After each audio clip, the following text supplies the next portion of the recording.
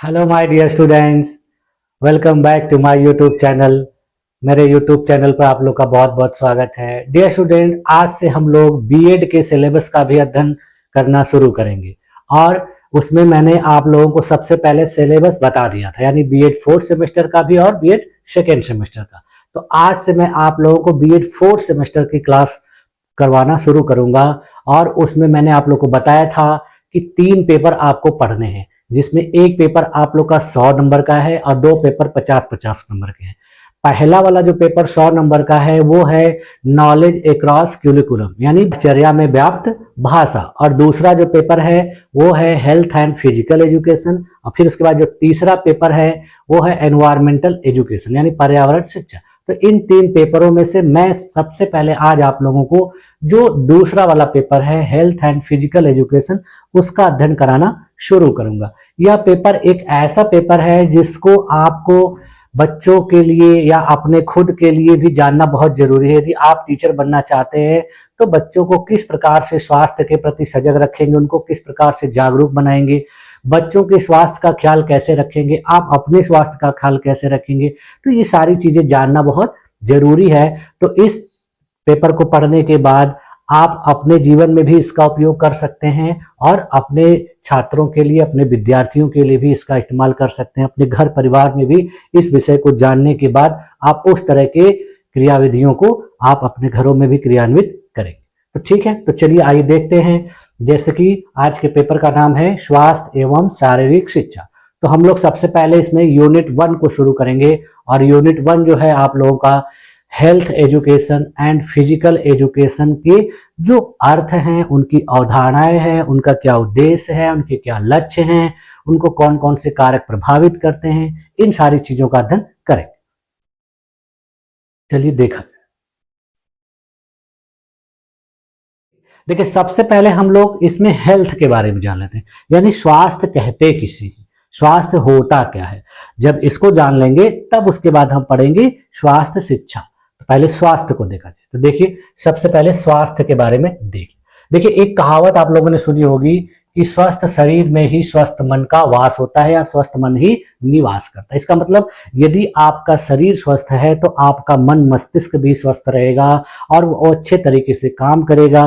फिर आप पढ़ाई लिखाई या कोई भी काम हो उसको अच्छे तरीके से कर पाएंगे। यदि आपका शरीर स्वस्थ नहीं है, शरीर में कोई समस्या है, कोई प्रॉब्लम है, तो आप किसी काम को सही तरीके से नहीं कर पाएंगे। तो इसी के लिए ये कहावत बहुत प्रसिद्ध है। तो देखिए, जनरली देखिए होता क्या है कि आपके परिवार में जो घर के बड़े लोग होते हैं वो देखिए हमेशा बच्चों को निर्देश देते हैं कि प्रातः उठकर शौच से निवृत्त होकर दांत साफ करने चाहिए, स्नान करना चाहिए, कोई भी चीज खाने से पूर्व हाथों को भली भांति साफ करना चाहिए, हर बार खाने के पश्चात ढंग से कुल्ला करना चाहिए, बाजार के घुले व गंदे भोज्य पदार्थ नहीं खाने चाहिए। यानी ये सब चीजें देखिए हम लोग को अक्सर घरों पर कही जाती हैं, बताई जाती है। घर के जो गार्जियन होते हैं, जो बड़े लोग होते हैं, वो कहते हैं कि साफ सफाई रखिए हर चीज में, कपड़े साफ पहनिए, खाना स्वच्छ खाइए, फिर उसके बाद टाइम से सुबह सुबह नहाइए, ब्रश करिए, सारी चीजें बताई जाती है। देखिए, इस तरह के जो सभी निर्देश हैं बालक को असमय होने वाले रोगों और व्याधियों से दूर रखते, यानी इस तरह के जो निर्देश होते हैं, जो इस प्रकार के सुझाव होते हैं, इससे बालक समय समय पर आने वाली बीमारियों से, विभिन्न प्रकार के रोगों से अपने आप को बचाने में सक्षम होता है। किशोरावस्था का काल वृद्धि व विकास का मुख्य समय होता है। समय असमय होने वाले रोग व्याधियां इस वृद्धि में बाधा होती है। देखिए, जो बच्चों का उम्र होता है किशोरावस्था का, वो देखिए बहुत तेजी से वृद्धि का काल होता है। अगर उस समय बच्चों को तरह तरह की बीमारियां हो जाएंगी और उससे उनका शारीरिक विकास बाधित होता है, उनकी वृद्धि बाधित होती है। इसीलिए जरूरी होता है कि उनको अपने स्वास्थ्य का ख्याल रखना चाहिए। इससे देखिए क्या होगा कि शरीर में निहित ऊर्जा की शीघ्रता से वृद्धि करने के स्थान पर उन रोगों से लड़ने में व्यय हो जाती है और इस तरह इस महत्वपूर्ण काल में बालक उपयुक्त वृद्धि विकास से वंचित रहे। अब देखिए कि इस उम्र में यदि बच्चा कोई बीमार हो जाता है, वो किसी रोग से ग्रसित हो जाता है, तो उसकी जो एनर्जी उसके शरीर के वृद्धि विकास में खर्च होने वाली रहेगी, उस बीमारी की वजह से उसका लॉस हो जाएगा, जिससे उसका वृद्धि और विकास वंचित रहेगा, सही तरीके से नहीं होगा। परिवार के सदस्यों के स्वस्थ ना रहने से परिवार में देखिए खुशहाली नहीं आ सकती। परिवार स्वस्थ नहीं तो सच्चे व सुदृढ़ समाज की कल्पना नहीं की जा सकती। देखिए, जब किसी परिवार में कोई व्यक्ति स्वस्थ नहीं होता है, बीमार नहीं होता, तो परिवार में भी खुशी नहीं होती है, परिवार में लोगों के चेहरे पे उदासी दिखती है, और इससे एक अच्छे और सुदृढ़ समाज की कल्पना भी नहीं की जा सकती। यदि किसी के परिवार में रोज कोई ना कोई बीमार रहता है तो लोग उसी में उलझे रहते हैं, तो इससे देखिए उनकी जो खुशहाली होती है वो धीरे धीरे खत्म हो जाती है। और फिर अस्वस्थ व थके समाज के बल पर किस तरह से सशक्त, आत्मनिर्भर, स्वावलंबी और विकसित राष्ट्र की कल्पना की जाती है। अब देखिए, इसी प्रकार से यदि किसी के परिवार में लोग हमेशा थके रहेंगे, बीमार रहेंगे, तो एक सशक्त समाज का निर्माण नहीं किया जा सकता है। तो इसीलिए स्वस्थ रहना बहुत जरूरी होता है। देखिए, कुछ विद्वानों के द्वारा क्या कहा गया है, जिसमें देखिए डॉक्टर J.F. विलियम ने क्या कहा है कि स्वास्थ्य जीवन का वह गुण है जो मनुष्य को अधिकतम जीवित रहने एवं श्रेष्ठतम सेवा करने के योग्य बनाता है। इसका मतलब है कि स्वास्थ्य जीवन का एक महत्वपूर्ण अंग है जो हमको ज्यादा समय तक जीवित रहने में मदद करता है और बेहतर सेवा, श्रेष्ठ सेवा प्रदान करने में भी हमको योग्य बनाता है। उसके बाद देखिए, लॉक नामक विद्वान के द्वारा क्या कहा गया है कि स्वस्थ मस्तिष्क स्वस्थ शरीर में ही रह सकता है। देखिए, इन्होंने कहा कि आपका शरीर यदि स्वस्थ है तभी आपके उस शरीर में स्वस्थ मस्तिष्क रहेगा। उसके बाद देखिए, ओवटफर नामक मनोवैज्ञानिक ने देखिए क्या कहा है कि स्वास्थ्य किसी भी प्राणी की वह स्थिति है जो प्राणी की समूची शक्तियों को काम करने के पैमाने को निश्चित करती है।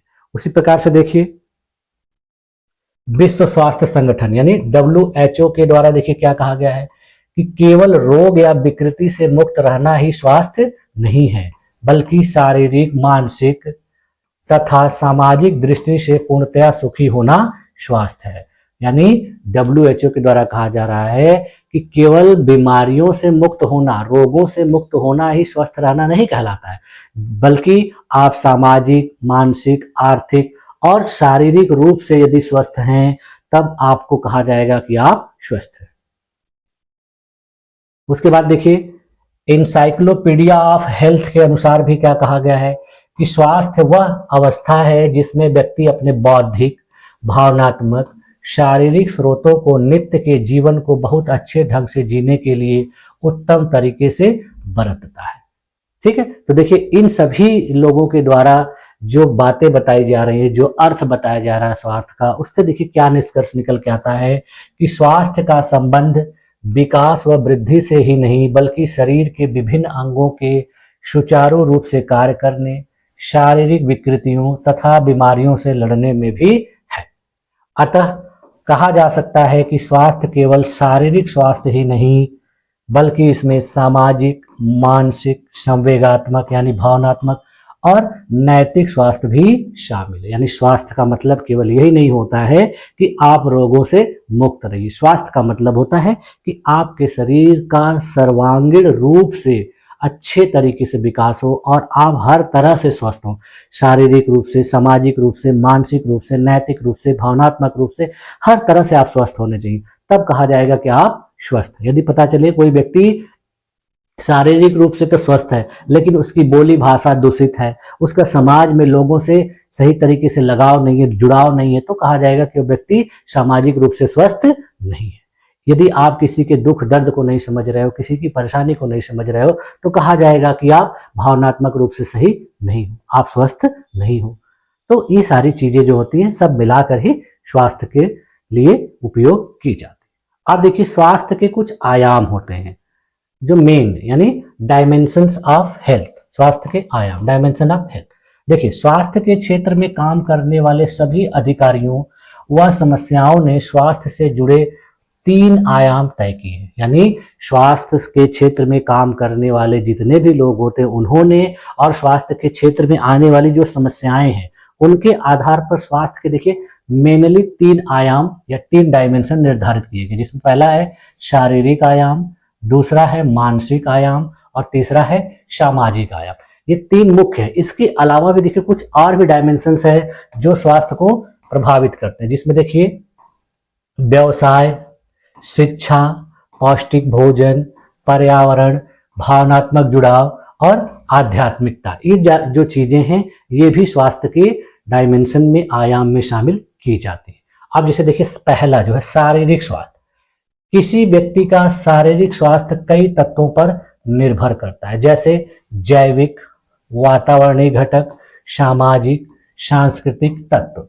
इसमें देखिए अच्छा शरीर, कद के अनुसार उचित भार, साफ रंग, चमकदार आंखें, साफ त्वचा, सुंदर बाल आदि शामिल होते हैं और ये किसी के भी व्यक्तित्व के अंग माने जाते हैं। इसके अलावा देखिए शारीरिक स्वास्थ्य जीवन के लिए जरूरी होता है। अच्छा स्वास्थ्य पाने के लिए हमारे शरीर के विभिन्न संस्थानों को अपने कार्य को सुचारू रूप से करना चाहिए। अब देखिए शारीरिक स्वास्थ्य में हमारा रूप, रंग, आंखें, शरीर का कद, भार सब कुछ शामिल होता है और यदि आपको इन सब चीजों को सही तरीके से प्राप्त करना है तो इसके लिए आपको बेहतर भोजन, अच्छी दिनचर्या, अच्छी आदतों का पालन करना पड़ेगा, तब जाके आप इन सब चीजों से आप पूरी तरह से योग्य हो पाएंगे। अब देखिए अगला है मानसिक स्वास्थ्य। इसमें देखिए शारीरिक स्वास्थ्य और मानसिक स्वास्थ्य के बिना अधूरा है। कहने का मतलब कि यदि आपका शरीर स्वस्थ नहीं है तो मानसिक रूप से आप स्वस्थ नहीं हो सकते, यानी शारीरिक स्वास्थ्य से ही मानसिक स्वास्थ्य जुड़ा हुआ है। मानसिक स्वास्थ्य का अर्थ है तनाव और दबाव से मुक्ति, यानी जब आप शारीरिक रूप से स्वस्थ रहेंगे तो आपके मस्तिष्क में किसी भी प्रकार का तनाव नहीं होगा और आपके ऊपर किसी भी प्रकार का दबाव महसूस नहीं होगा। यदि व्यक्ति का मानसिक स्वास्थ्य ठीक होता है तो उसके मानसिक शारीरिक स्वास्थ्य के मध्य सहसंबंध अच्छा होता है। जब किसी व्यक्ति का देखिए शारीरिक स्वास्थ्य अच्छा होगा तो उसका मानसिक स्वास्थ्य अच्छा होगा, इससे उनके बीच में बेहतर कोरिलेशन स्थापित हो जाता है।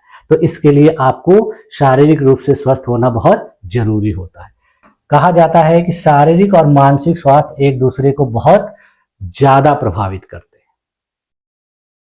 कई बार देखिए मानसिक स्वास्थ्य व्यक्ति के संवेगों यानी भावों को समझने में असमर्थ होता है। देखिए कभी कभी होता है कि जो मानसिक स्वास्थ्य होता है व्यक्ति के भावों को, संवेग को समझने में समस्या उत्पन्न करता है, नहीं समझ सकते उससे, तो इससे क्या होता है कभी कभी प्रॉब्लम आ जाती है। तो देखिए मानसिक रूप से वह व्यक्ति स्वस्थ होता है जो स्वयं को सुरक्षित तथा सुव्यवस्थित महसूस करता है। कभी कभी आप देखेंगे कि बहुत से व्यक्ति जो है देखने में आपको शारीरिक रूप से बहुत स्वस्थ लगते हैं, लेकिन उनके बोलने की, उनके समझने की या उनके किसी कार्य को करने की जो गतिविधि होती है उसको देख के आपको लगता है कि व्यक्ति मानसिक रूप से स्वस्थ नहीं है। आप देखिए अगला जो है वो है सामाजिक स्वास्थ्य, यानी सामाजिक स्वास्थ्य व्यक्ति की सामाजिक सुरक्षा पर निर्भर करता है। यदि व्यक्ति सुरक्षित नहीं है तो वह सामाजिक रूप से स्वस्थ नहीं होगा।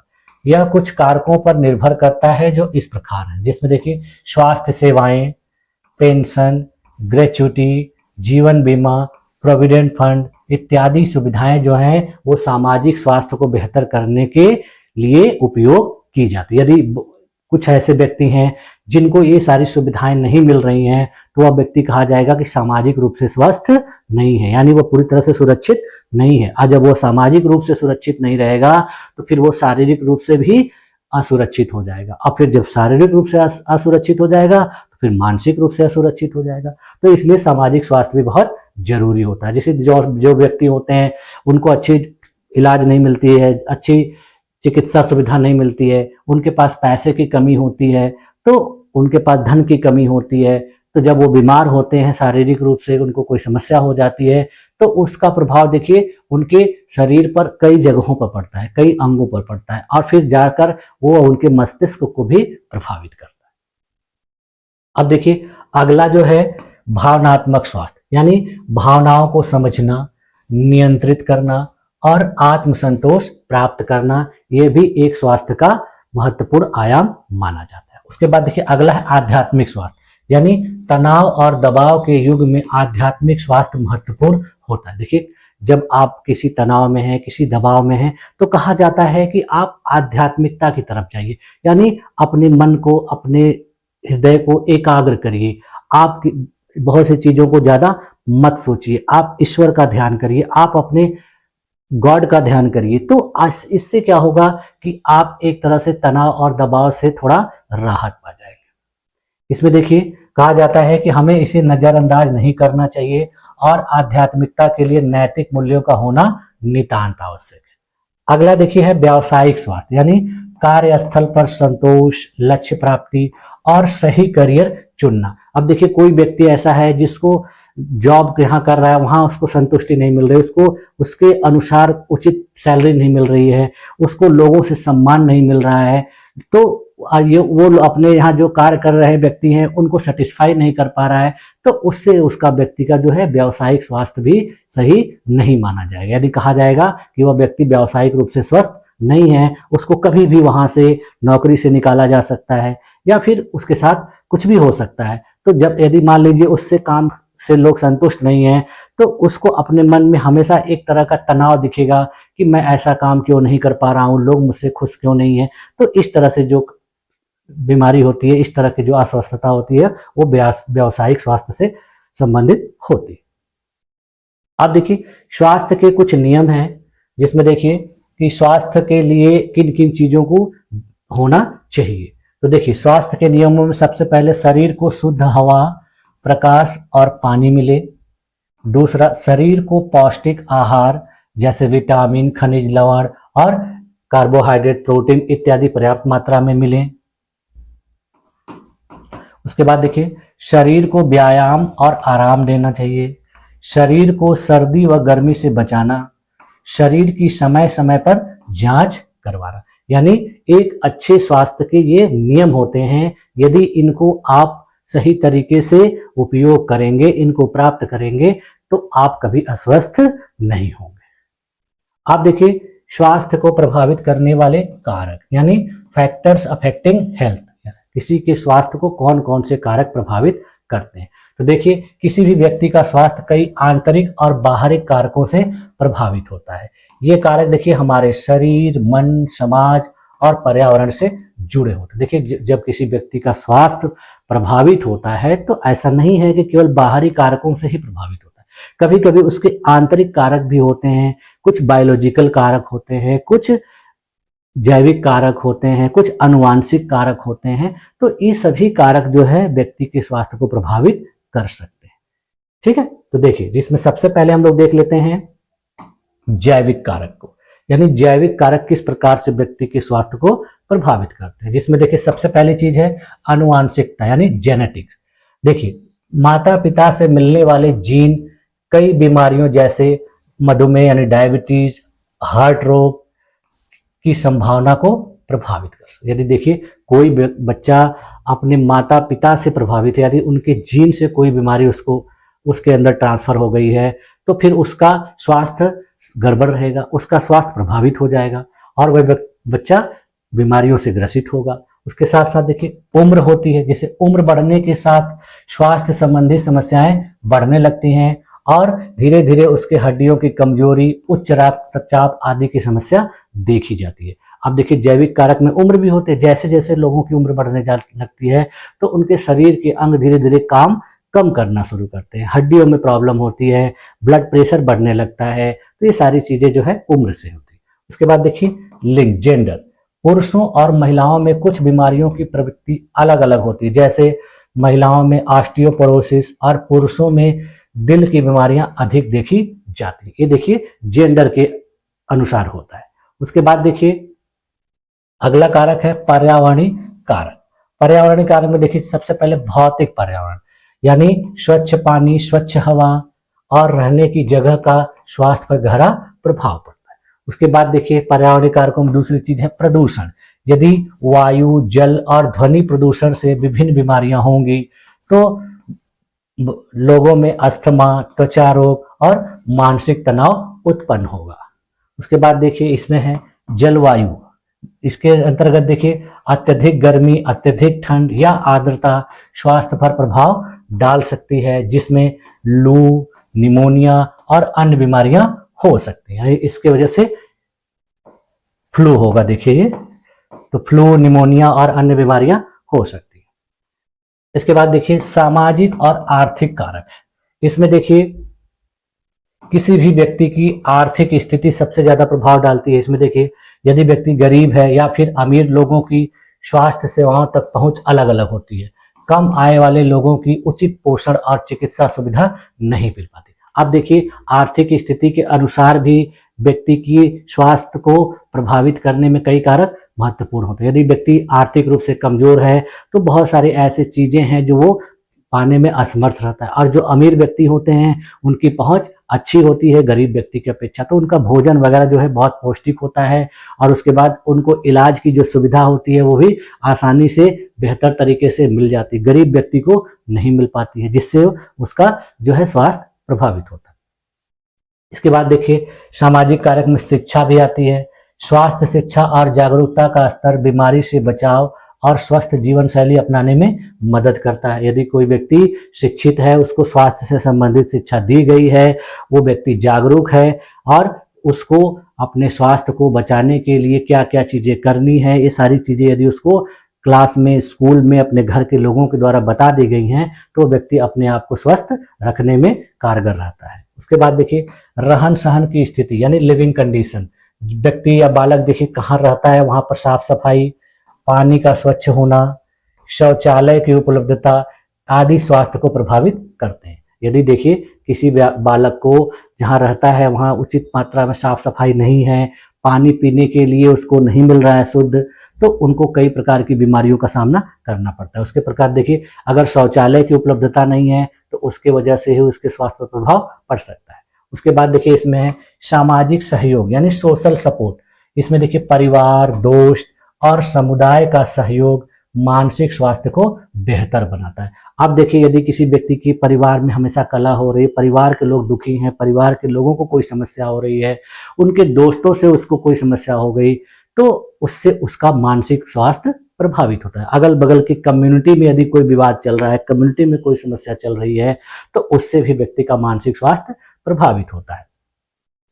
उसके बाद देखिए, अगली चीज है जीवन शैली से जुड़े कारक यानी लाइफ स्टाइल से जुड़े कारक। इसमें सबसे पहली चीज होती है डाइट, आहार, यानी हम कौन सी चीजें अपने खाने की चीजों में उपयोग करते हैं। यानी बहुत से ऐसे बच्चे हैं आजकल जो जंक फूड का उपयोग करते हैं, फास्ट फूड का उपयोग करते हैं, जिसमें चाउमीन, बर्गर, मोमो, मंचूरियन, ये सब चीजें जो खाते हैं, ये देखिए हमारे शरीर को कई बीमारियों से ग्रसित करती है, और हमारे शरीर में विभिन्न प्रकार के पोषक तत्वों की कमी हो जाती है, जिसके वजह से कोई भी बीमारी हमको बहुत जल्दी प्रभावित करती है। इसके बाद देखिए, इसमें है शारीरिक गतिविधि, फिजिकल एक्टिविटी। इसमें देखिए नियमित व्यायाम और योग करने से हृदय रोग, मधुमेह और मोटापे जैसी बीमारियों से बचा रहा जाता है। यानी अच्छा स्वास्थ्य होने के लिए आपका खान पान अच्छा तो होना चाहिए ही, बीमारियां नहीं होनी चाहिए, लेकिन उसके साथ साथ आपको फिजिकल वर्क भी करना होगा, यानी शारीरिक श्रम भी करना होगा।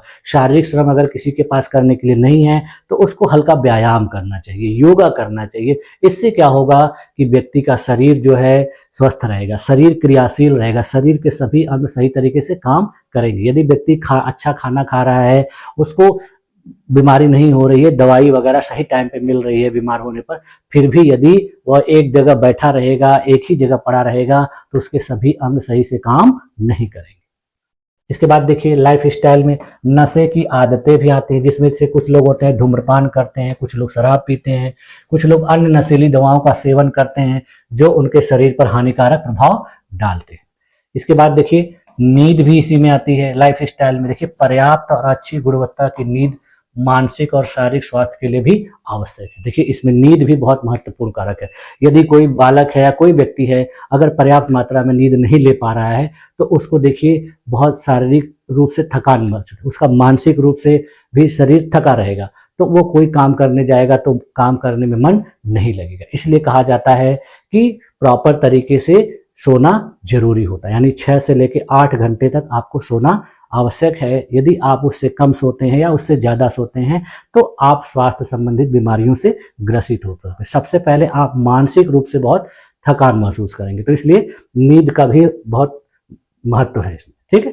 फिर उसके बाद देखिए, स्वास्थ्य सेवाओं की उपलब्धता, यानी इसमें कौन कौन सी स्वास्थ्य सेवाएं लोगों को मिल रही हैं, इसके लिए भी बहुत सारी चीजें जरूरी होती है। जिसमें देखिए, सबसे पहले है चिकित्सा सुविधाएं।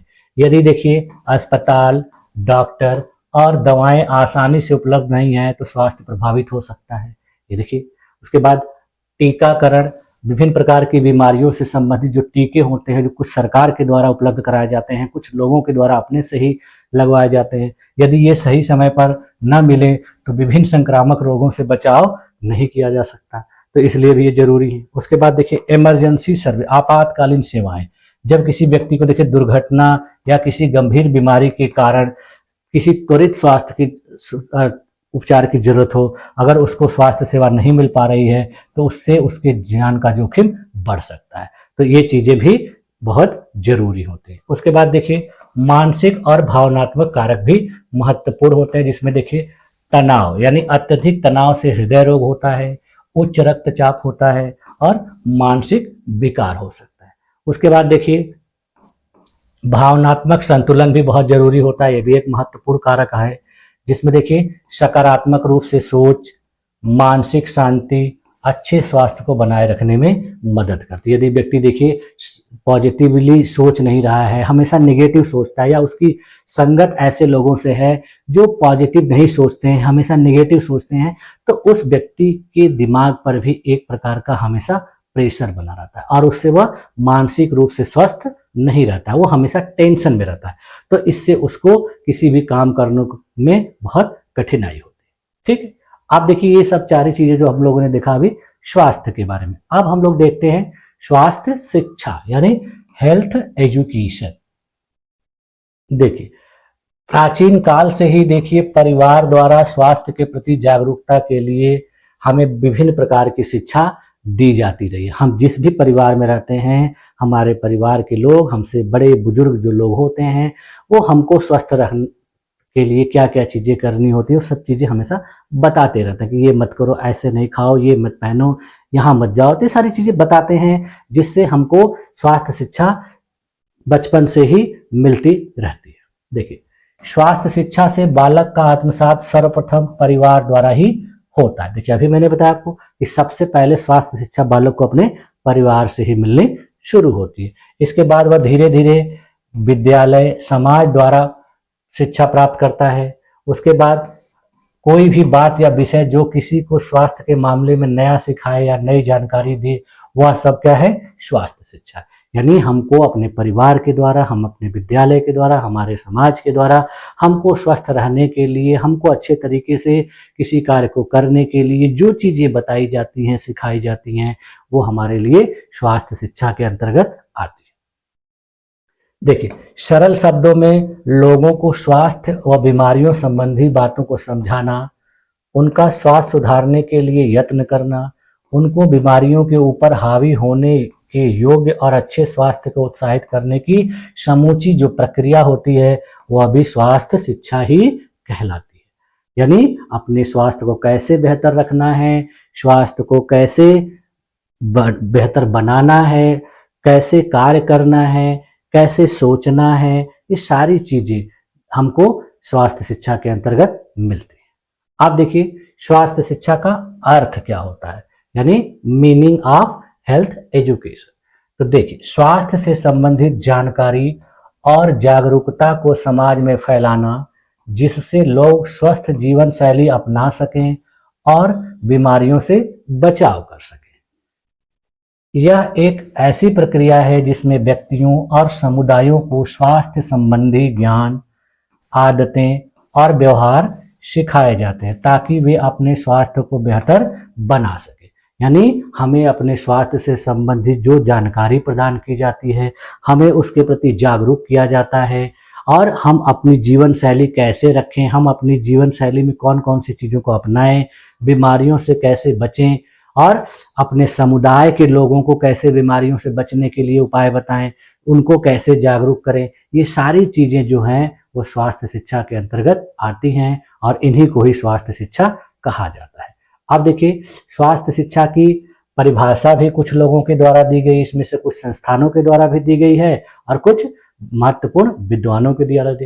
देखिए सबसे पहले विश्व स्वास्थ्य संगठन यानी WHO के जो कुछ विशेषज्ञ थे, उनके द्वारा देखिए क्या कहा गया है। स्वास्थ्य शिक्षा का उद्देश्य जिंदगी की ऐसी गुणवत्ता स्थापित करना है जो व्यक्ति को अधिक से अधिक जीवन जीने और बेहतरीन ढंग से समाज के काम आने के योग्य बना सके। यानी ऐसी शिक्षा जो व्यक्ति को ज़्यादा समय तक जीवित रहने में मदद करे और उसको अपने कार्य को बेहतर तरीके से करके समाज में काम आने के योग्य बनाए। उसके बाद देखिए डॉक्टर थॉमस वुड के अनुसार क्या कहा गया है कि स्वास्थ्य शिक्षा उन सब अनुभवों का योग है जो हमारे व्यक्तिगत, सामाजिक तथा सामुदायिक स्वास्थ्य से संबंधित आदतों, वृत्तियों एवं ज्ञान पर सुखद प्रभाव डालते हैं।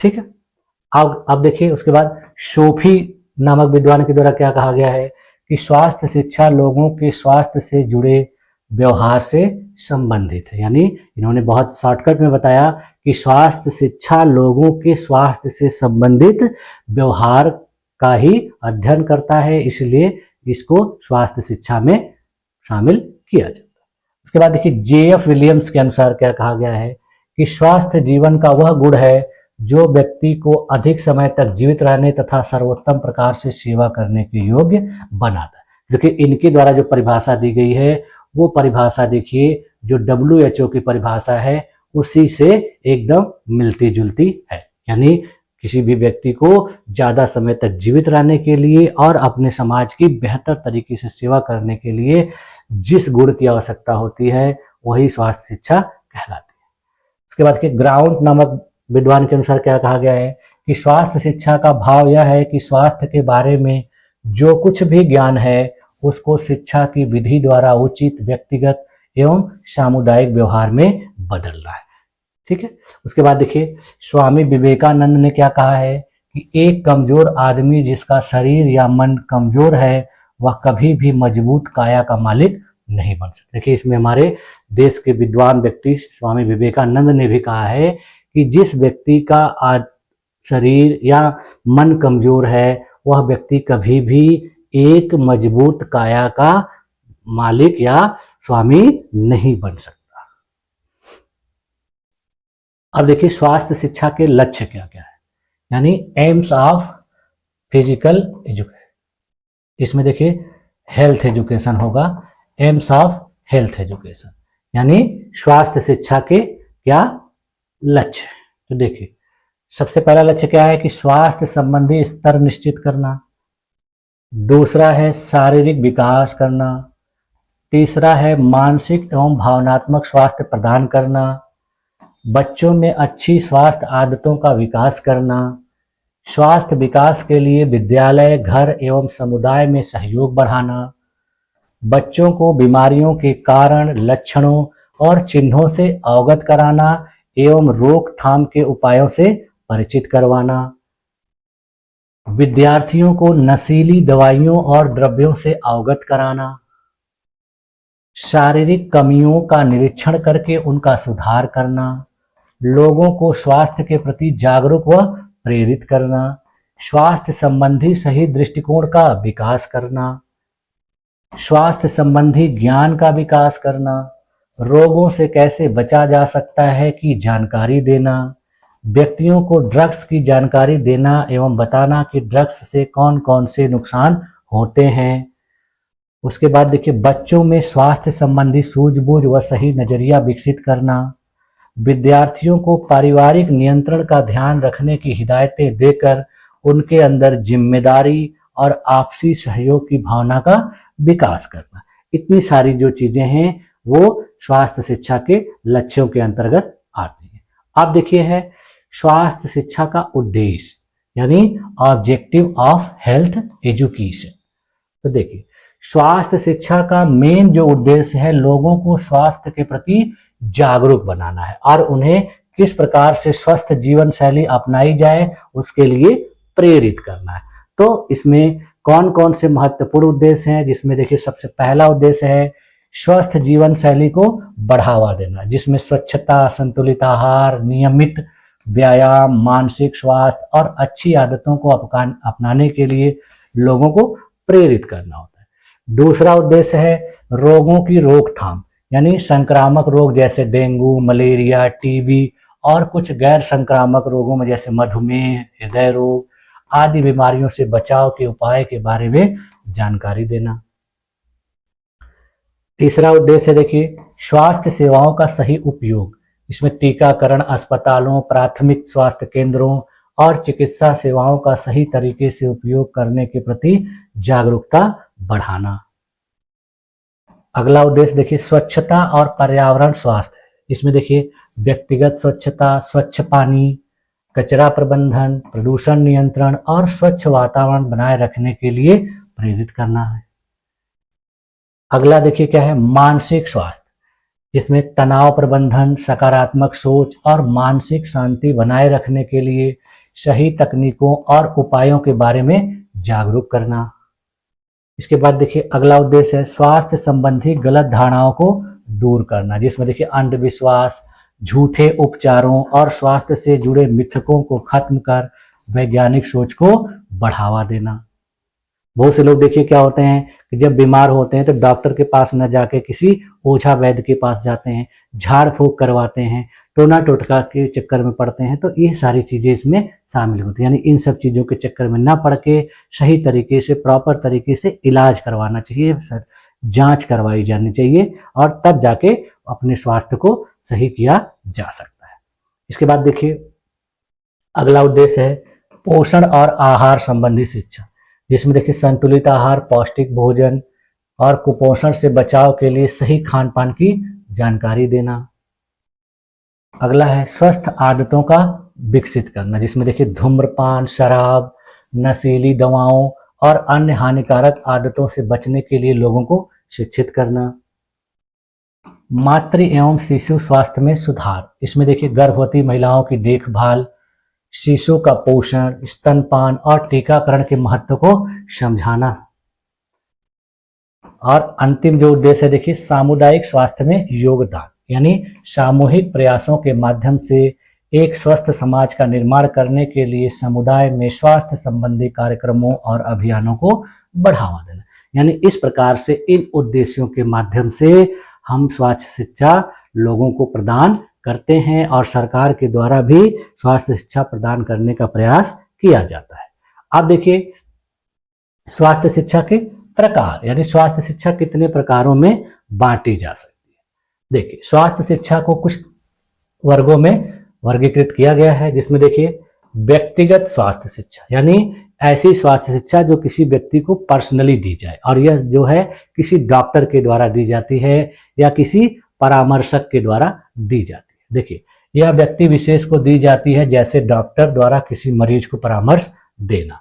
इसमें देखिए उदाहरण में मरीज को उसकी बीमारी और उपचार के बारे में जब कोई डॉक्टर समझाता है तो ये व्यक्तिगत स्वास्थ्य शिक्षा आती है। देखिए डॉक्टर के पास जब आप जाते हैं, कोई बीमारी होती है तो डॉक्टर दवा के साथ साथ आपको कुछ आदतों को, कुछ कामों को करने के लिए बताता है, कुछ और भी चीजें होती हैं जिसको कहता है कि दवा के साथ साथ आपको इनका भी पालन करना है। तो वो सारी चीजें जो होती हैं वो स्वास्थ्य शिक्षा में ही आती हैं और वो व्यक्तिगत स्वास्थ्य शिक्षा। इसके बाद देखिए पारिवारिक स्वास्थ्य शिक्षा, इसमें देखिए परिवार के सभी सदस्यों को स्वच्छता, पोषण और रोगों से बचाव के बारे में जब सिखाया जाता है परिवार के किसी गार्जियन के द्वारा, परिवार के किसी विशेषज्ञ के द्वारा, तो ये होती है पारिवारिक स्वास्थ्य शिक्षा। इसमें देखिए क्या होता है माता पिता के द्वारा बच्चों के सही पोषण और टीकाकरण के बारे में जानकारी दी जाती है, यानी माता पिता अपने बच्चों को जानकारी देते हैं और इन सब चीजों को बच्चों को बताते हैं और उनका उपयोग करने के लिए उनको सक्षम बनाते हैं। सामुदायिक स्वास्थ्य शिक्षा, इसमें देखिए क्या होता है कि पूरे समुदाय को स्वास्थ्य संबंधी जानकारी दी जाती है और स्वच्छता अभियान चलाए जाते हैं, जिससे उस समुदाय में रहने वाले सभी लोगों को स्वस्थ रहने के लिए कौन कौन सी चीजें करनी चाहिए, किन किन चीजों को उपयोग करना चाहिए, किन चीजों से बचना चाहिए, सारी चीजें विभिन्न प्रकार के कार्यक्रमों के माध्यम से बताई जाती है। इसमें देखिए होता क्या है कि गांव में स्वच्छ भारत अभियान के तहत शौचालय निर्माण और सफाई के बारे में जागरूकता फैलाना। उसके बाद देखिए विद्यालय स्वास्थ्य शिक्षा, यानी विद्यालयों के द्वारा स्वास्थ्य शिक्षा प्रदान की जाती है। इसमें देखिए स्कूलों में बच्चों को स्वास्थ्य, स्वच्छता और पोषण के बारे में सिखाया जाता है, जो विद्यालय स्वास्थ्य शिक्षा के अंतर्गत आता है। विद्यालय में देखिए बच्चों को हाथ धोने के सही तरीके सिखाए जाते हैं, बच्चों को पौष्टिक भोजन कैसे, किस समय खाना है, कब खाना है, तो वो सब बताया जाता है। बच्चों को विभिन्न प्रकार के व्यायाम करने सिखाए जाते हैं, बच्चों को साफ सुथरे कपड़े पहनने सिखाए जाते हैं। तो ये सारी चीज़ें बच्चों को स्कूल में सिखाई जाती हैं। उसके बाद देखिए मीडिया और जनसंचार के माध्यम से स्वास्थ्य शिक्षा, जिसमें देखिए television, radio, social media, poster, brochure आदि के माध्यम से स्वास्थ्य जागरूकता फैलाई जाती है, तो वो इसके अंतर्गत आती है। देखिए हमें टीवी पर डेंगू, मलेरिया और टीबी से विभिन्न प्रकार के बचाव के उपायों को सरकार के द्वारा प्रचारित किया जाता है, तो इस प्रकार की शिक्षा इसके अंतर्गत आती है। अब देखिए स्वास्थ्य शिक्षा के माध्यम, यानी स्वास्थ्य शिक्षा किस माध्यम से मिलती है, तो जिसमें सबसे पहले है देखिए प्रत्यक्ष शिक्षा, यानी फेस टू फेस। जब हम किसी को किसी के स्वास्थ्य के बारे में एकदम उसके आमने सामने बैठकर बताते हैं, तो ये हो जाता है फेस टू फेस, यानी प्रत्यक्ष रूप से, जिसमें देखिए डॉक्टर, शिक्षक या स्वास्थ्य कार्यकर्ता लोगों से सीधे संवाद करते हैं और उनके स्वास्थ्य से संबंधित बातें उनको बताते हैं। दूसरा है ऑडियो विजुअल माध्यम। इसमें देखिए टेलीविजन के माध्यम से, रेडियो के माध्यम से, वीडियो के माध्यम से, पोस्टर, बैनर इत्यादि के माध्यम से जानकारी दी जाती है। उसके बाद देखिए अगला है डिजिटल मीडिया और सोशल मीडिया। इसमें देखिए विभिन्न प्रकार के सोशल वेबसाइट, जिसमें फेसबुक, यूट्यूब, इंस्टाग्राम, वेबसाइट आदि के माध्यम से स्वास्थ्य संबंधी जानकारी दी जाती है। आप लोग भी देखते होंगे कि यूट्यूब पर, फेसबुक पर बहुत से जो स्वास्थ्य विशेषज्ञ होते हैं विभिन्न रोगों का उपाय बताते हैं, खान पान की शैली के बारे में बताते हैं, बहुत से ऐसी चीज़ों के बारे में बताते हैं जिसके बारे में हम नहीं जानते हैं। वो कहते हैं कि इस चीज़ को आप खाएंगे तो आपका ये चीज़ सही रहेगा, आपका ये बीमारी दूर हो जाएगा। जैसे देखिए बाबा रामदेव हैं और भी बहुत सारे जो लोग हैं जो विभिन्न प्रकार की बीमारियों से इलाज का उपाय बताते हैं। उसके बाद देखिए कुछ कार्यशालाओं का आयोजन किया जाता है और सेमिनार का आयोजन किया जाता है, जिसमें देखिए स्कूल में, कॉलेज में, अस्पताल और सामुदायिक केंद्रों में स्वास्थ्य विषयों पर कार्यशालाओं का आयोजन किया जाता है और उसमें लोगों को बुलाया जाता है, जिसमें गार्जियन भी होते हैं, स्टूडेंट भी होते हैं, और फिर उनको उन रोगों से संबंधित बचाव और उनके देखभाल के बारे में बताया जाता है, समझाया जाता है। अब देखिए लास्ट में है स्वास्थ्य शिक्षा का महत्व, यानी स्वास्थ्य शिक्षा क्यों दी जाए, इसका क्या महत्वपूर्ण योगदान है, क्यों दिया जाना चाहिए। तो इसमें देखिए स्वास्थ्य शिक्षा किसी भी समाज के लिए अत्यंत महत्वपूर्ण होती है और उसके लिए देखिए क्या क्या चीज़ें महत्वपूर्ण मानी जाती हैं, जिसमें देखिए यह रोगों को कम करती है। यदि अच्छी स्वास्थ्य शिक्षा दी जाए तो रोगों में कमी आएगी। स्वास्थ्य सेवाओं का बोझ घटाती है। जब लोगों को अच्छी स्वास्थ्य शिक्षा मिलेगी तो वो बीमार नहीं होंगे, इससे उनके ऊपर दवाई का, पैसे के खर्च का बोझ नहीं रहेगा। जीवन की गुणवत्ता में सुधार करती है। जब लोग स्वस्थ रहेंगे तो उनका जीवन स्तर ऊंचा होगा और उनकी जीवन की गुणवत्ता अच्छी होगी। आर्थिक बोझ कम करती है। जब व्यक्ति बीमार नहीं होगा तो बिना मतलब का जो पैसा खर्च होता है बीमारियों पर, दवाइयों पर, वो नहीं होगा, तो जिससे उस व्यक्ति का इकोनॉमिक बर्डन जो है कम होगा, आर्थिक भार कम हो जाएगा।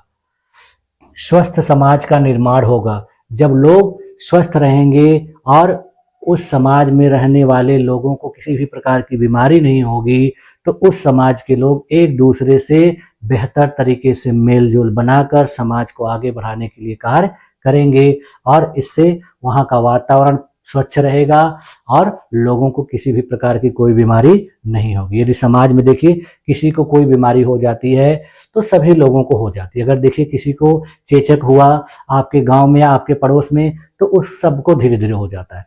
उसी प्रकार से बहुत से ऐसी संक्रामक बीमारियां होती हैं जो अगर उस समाज में या उस समुदाय में किसी एक व्यक्ति को हो जाती है तो उससे धीरे धीरे और भी व्यक्ति ग्रसित हो जाते हैं।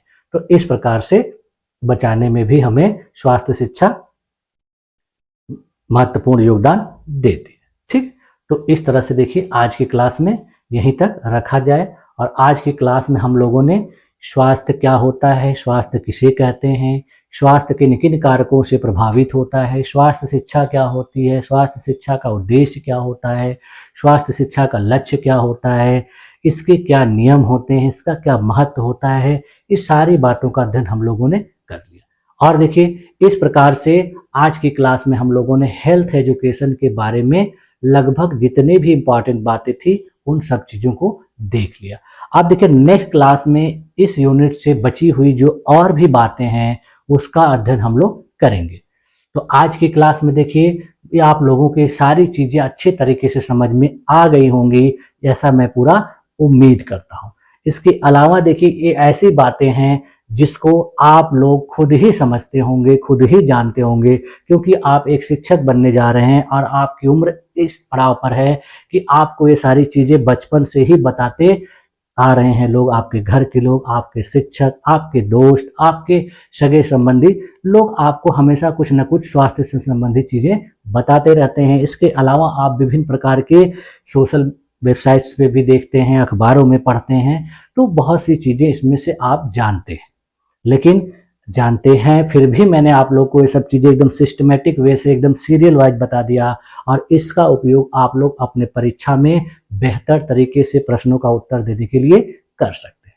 ठीक है, तो आप लोगों ने अपने आप को मेरी इस क्लास में इतनी देर तक बनाए रखा, इसके लिए भी आप लोग का बहुत बहुत धन्यवाद। मिलते हैं नेक्स्ट क्लास में, तब तक के लिए